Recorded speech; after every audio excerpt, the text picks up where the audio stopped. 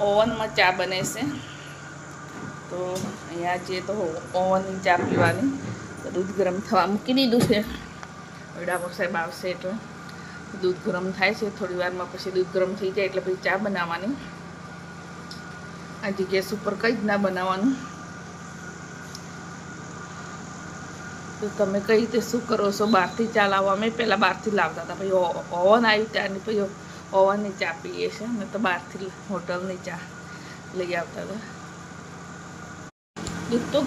દૂધ તો ગરમ થઈ ગયું, તો મેં કાઢી બી લીધું. તો હવે ચા બનવા મૂકી છે. તો ચા બને છે. ચા ખોડ અંદર નાખી છે. આદું પછી નાખવાનું, નહીં તો ફાટી જાય. પહેલાં નાખી દઈએ એટલે ભાઈ ઉકળે એટલે આદું નાખી દેવાનું અંદર. એટલે હવે ચા બને છે. કાઢી લીધું મેં. તો ચા બને રેડી થઈ ગઈ છે.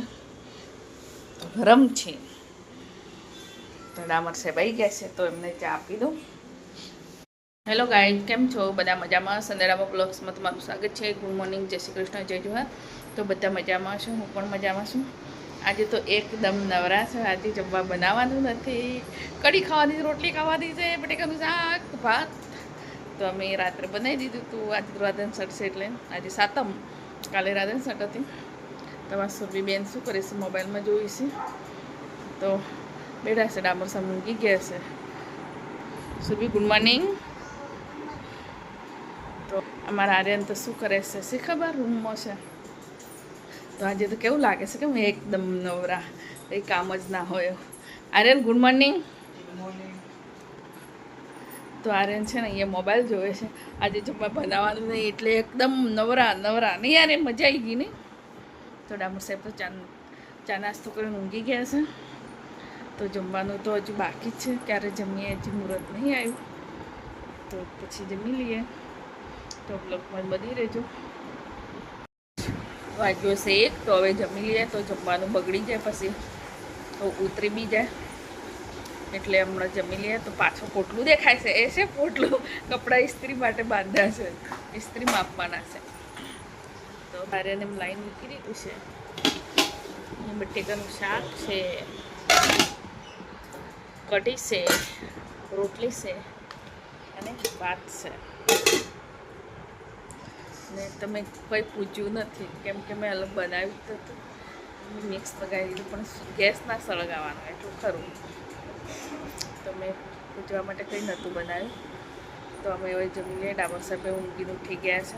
તો વાગ્યો છે 1, પછી બગડી જાય જમવાનું. તો સાંજે તો પછી જોઈએ બહાર ખાઈ આવવાનું કે બહારથી મંગાવવાનું. તો બ્લોગમાં બની રહેજો.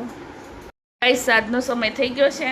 તો બધા મોડું લટકાઈને બેઠા છે. ઉપવાસ છે ને ઉપવાસ નથી એ ને બધા. તો ખાવાનું આજે શું બનાવવાનું, શું લાવવાનું, એ બધું વિચાર ધારણા કરે છે. તો શું ખાવાનું છે એવું આપણે ઘરમાં પડ્યું છે, ખાઈ લેવાનું ઠંડુ. આજે તો ઠંડુ જ ખવાય. તો વિચારે છે આજે શું ખાવાનું, શું લઈ આવીએ. શું લઈ આવીએ બોલો?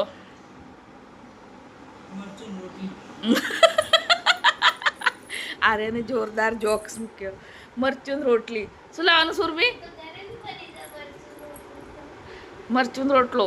ઘરે ના બને, ગેસ ના સળગાવ. તો મરચું પીસી લો મૂકવાય નહીં માં.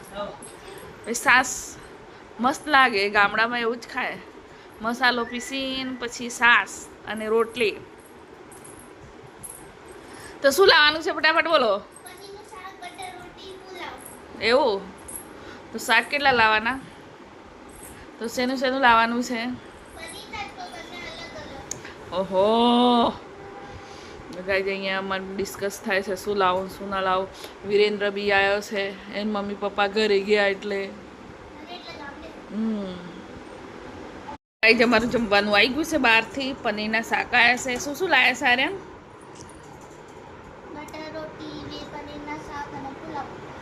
બટર રોટલી અને 2 પનીરના શાક છે, પનીર હાંડી છે, 1 પનીર મસાલા છે અને બટર રોટલી છે, સાસ છે અને પતરાળા આવ્યા છે બાજુમાંથી.